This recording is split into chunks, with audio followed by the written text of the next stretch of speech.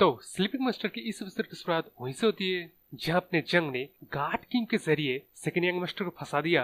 यानी कि वही इतने सारे कमोशन के बाद मतलब एक इन्वेस्टिगेशन तो बैठेगा, तो आउटर इन्वेस्टिगेशन में अपने जंग ने टेस्टिमनी दिया कि सेकेंड यंग मास्टर ने गार्ड किंग को हायर किया उसे मारने के लिए। तो ये इंपॉर्टेंट बात जब सेकेंड यंग मास्टर सुनता है वो तो एकदम गुस्से में तलवार वगैरह उठा के थर्ड यंग मास्टर के पास जाने की कोशिश करता है, लेकिन तभी उसका जो फास्ट गार्ड था वो उसे रोक लेता है और कहता है सेकेंड यंग मास्टर, आप अगर अभी थर्ड यंग मास्टर पास जाएंगे तो चीजें और बिगड़ जाएंगे, लेकिन आप सच में कुछ करना ही चाहते हैं तब क्यों ना आप उस जगह से करवाइए। ये सुनकर अपना सेकेंड यंग मास्टर वहीं रुक जाता है। तब उसका फर्स्ट गार्ड कहता है यंग मास्टर, आपको शायद पता होगा गार्ड किंग जिस ऑर्गेनाइजेशन का बंदा है वो ऑर्गेनाइजेशन अपने असैसिन्स के ऊपर काफी ज्यादा प्राइड रखता है, चाहे वो रिटायर असैसिन ही क्यों ना हो। और यहाँ हमारे भाग्य तो देखो, आउटर इन्वेस्टिगेशन में ये पता चला है guard king third young master के पीछे पड़ा था। इसका मतलब आप समझ रहे हैं ना यंग मास्टर, गार्ड किंग जिस ऑर्गेनाइजेशन का बंदा है वो ऑर्गेनाइजेशन सेंट्रल प्लेन का टॉप 3 असैसिन ऑर्गेनाइजेशन है। और इस ऑर्गेनाइजेशन का एक आयरन रूल ये है, आपको जो टारगेट दिया गया है असैसिन करने के लिए उसको आपको किसी भी तरह से कंप्लीट करना ही पड़ेगा। यंग मास्टर, मैं उन लोगों को सब कुछ समझा दूंगा, आपको अपने हाथ गंदे करने की जरूरत ही नहीं पड़ेगी। तो इस ऑर्गेनाइजेशन का नाम है फ्लाइंग डेथ स्कूल। तो इस प्लान को सुन के जिसमें उसका हाथ गंदा होने वाला नहीं है, वो अपने फास्ट गार्ड को इसी प्लान के मुताबिक चलने की इजाजत दे देता है। तो अब वहां से सीन शिफ्ट होकर हमें जंग को दिखाया जाता है जो कि कल्टीवेट कर रहा है। तो अब यहाँ वो कल्टीवेट करते हुए सोचता है सीक्रेट बुक में जैसा लिखा गया है मैं बिल्कुल उसी तरीके के इस्तेमाल करके की सेंटर बनाने की कोशिश कर रहा हूँ, लेकिन यहाँ वो एक और बार की सेंटर बनाने में फेल हो जाता है। मतलब वो अगर उस टेक्निक की मदद से जहाँ की सेंटर बनना चाहिए वहाँ की को सर्कुलेट भी कर लेता है तब भी वो की डिस्पर्स हो जाता है। तो ये चीज क्यों हो रहा है अपनी जंग को समझ में नहीं आ रहा है, इसलिए वो अपने गोचैन को बुलाता है। अब इस तरह अपना गोचैन गार्ड किंग जो कि फास्ट रेड मार्शल आर्टिस्ट था उसके मौत अपनी जंग के होते हुए देख के ये अपने एटीट्यूड यू टर्न में लेता है भाई। मतलब गोचैन अपना जंग का बंदा बन तो गया है लेकिन उसका एटीट्यूड जो था ना वो एटीट्यूड अब बिल्कुल नहीं रहा। तो अब यहाँ अपना गोचैन जब जंग के पास जाता है तो मतलब जंग यहाँ वही सवाल पूछता है कि वो अपना की सेंटर बनाने की कोशिश कर रहा है लेकिन हर बार एनर्जी डिस्पर्स हो रहा है, तो क्या वो बता सकता है ऐसा क्यों हो रहा है। यह सुनकर अपना गोचैन वाले अच्छा ऐसी बात है, लेकिन वो अपने मन में सोचता है अरे देखो तो सर इस बंदे को, जो बंदा मार्शल आर्ट के बारे में एक दिन पहले कुछ जानता ही नहीं था वो ना बल्कि सिर्फ एक ही रात में की को फील करने में कामयाब रहा बल्कि उस की को उसने सर्कुलेट भी कर लिया। ये सोचते अपना गार्ड किंग बाहर से तो मुस्कुरा है लेकिन अंदर से कहता है हरामजादे के बच्चे, क्या तुझे सच में ऐसा लग रहा है इन सभी बातों को सुन के मैं तेरे इस बकवास के ऊपर विश्वास कर लूंगा। लेकिन तभी वो अपने मन में एटीट्यूड को चेंज कर लेता है और सोचता है अगर मैं ऐसी बात कहूँ ना तब मुझे ये बैठे हुए बंदा तोड़ मरोड़ के चबा के कुचल के फेंक देगा और मुझे पता भी नहीं चलेगा। तो अब यहाँ अपना गोचैन कहता है यंग मास्टर, क्या आपकी इस तुच्छ सर्वेंट को आपके साथ क्या चल रहा है ये देखने की इजाजत देंगे।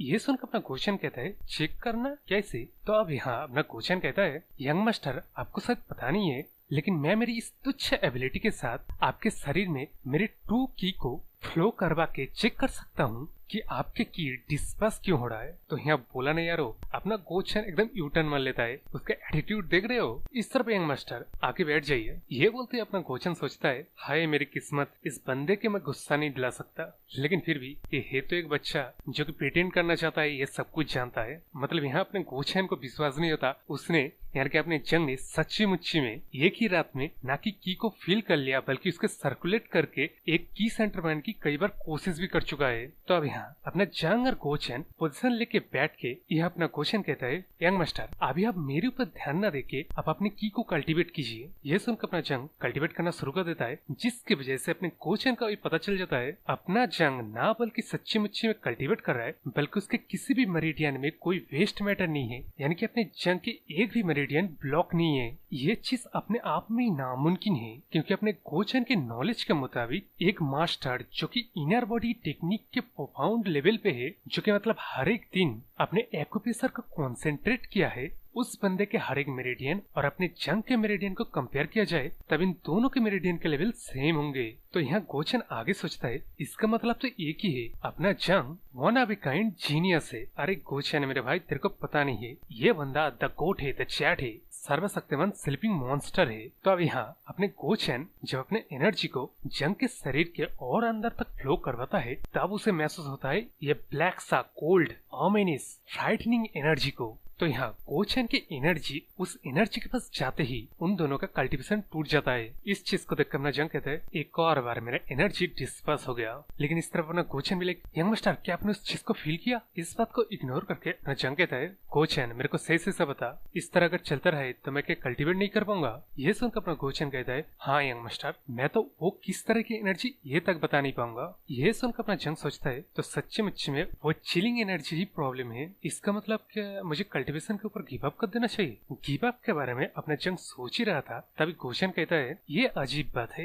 एक ऐसा की जो ट्रू की को डिस्पर्स कर दे रहा है, क्या इस एनर्जी को ट्रू की कहा भी जा सकता है? दिखने में ऐसा लग रहा है ये की ट्रू की को अपोज कर रहा है। ये सुनकर अपने जंग को क्लिक होता है, अपोज कर रहा है इसका मतलब तो उल्टा है। तो अब यहाँ अपना जंग दिमाग की घोड़े दौड़ाता है और सोचता है ट्रू की जिसको लाइफ की भी कहा जाता है वो बॉम है यानी कि गर्म है, लेकिन यहाँ उसके ही उल्टा डेथ की कोल्ड और ओमिनस है। ये सोचते अपना जंग गोचैन को कहता है गोचैन तूने सही कहा, मेरे को कल्टीवेट करना चाहिए इस की को रिवर्स करके। ये सुनकर अपना गोचैन परेशान होकर जंग को कहने की कोशिश करता है यंग मास्टर अगर ऐसा करेंगे तब आप चीट डिविएशन में जा सकते हैं और आपकी मौत भी हो सकता है। लेकिन क्या ये सारी बातें अपने जंग के कान में जाने से पहले ही वो एजर घोस्ट अपने गोचैन को पकड़ लेता है और इस तरह मतलब देख रहे हो अपने गोचैन के पीछे से वो एजर घोस्ट आगे कहता है अपना मुंह बंद रख, समझ रहा है? तो अब यहाँ अपने एजर घोस्ट जंग को कल्टीवेट करते हुए सोचता है फुल्ली मॉर्टल तेरे उन इनकम्प्लीट नॉलेज के साथ तो अगर ऐसे कल्टीवेट करेगा तब तो जरूर से मर जाएगा।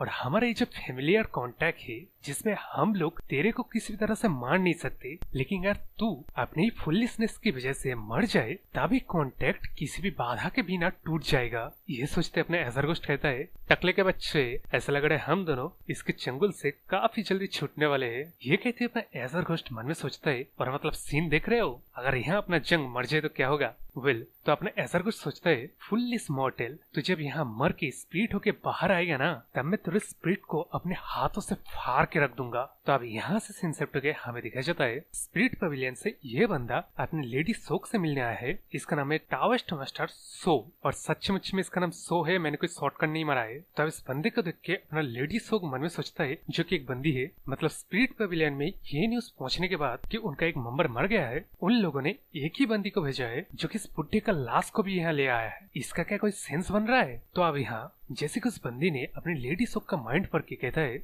मैं जूनियर ब्रदर मो को यहाँ इसलिए लाया हूँ ताकि इनके डेथ के यूज करके जिस बंदे ने जूनियर ब्रदर को मारा है उसको काउंटर डेथ दे सकूं। ये सुनकर अपना लेडी सोक मन में सोचता है क्या जूनियर ब्रदर? इसका मतलब तो ये बंदी इस मो के सीनियर है। लेकिन अभी उस तरफ ये सामान्य बंदी कहता है लेडी सोक थर्ड मास्टर मरने के बाद तू मामले को संभालेगा, समझ गया? ये सुनकर अपना लेडी सोक भी लाइक हेल या मैं संभाल लूंगा, अब मारिए तो जरा।